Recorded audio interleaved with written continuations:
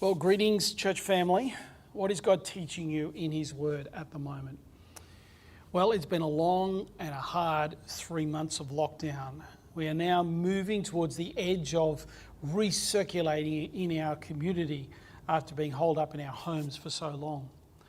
Of course, no one knows if another variant's going to appear and how long it will go on for or how bad the future might be. That is the nature of living in the world in which we do. But the last 3 months should really have taught us a significant lesson, and that is that we're fragile, we're powerless, we're scared. And the reality is we always are, but it should have been somewhat more obvious to us now. Now, there's always a temptation to try and explain a crisis that we're in, to find answers and to hold people accountable for the scenario, the crisis, the difficulty we find ourselves. But the Christian faith offers us something far more richer.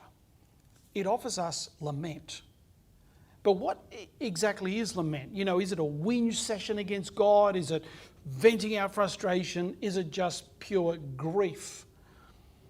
Well, over this next term, we're going to be growing in our understanding and practice of lament. Now, our first reaction to that might be, well, it sounds kind of rather depressing, but not so.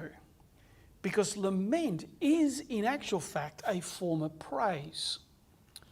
Old Testament scholars estimate that 2/3 of the Psalms are laments, and yet the Hebrew title for the Psalms is a word that means praises.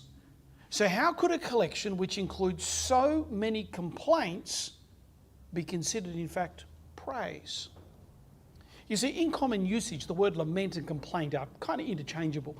But in the Bible, complaint and lament occur in different contexts and are different concepts. You know, in the wilderness, Israel complained to God about the lack of bread and water and meat, in Exodus 16 and 17.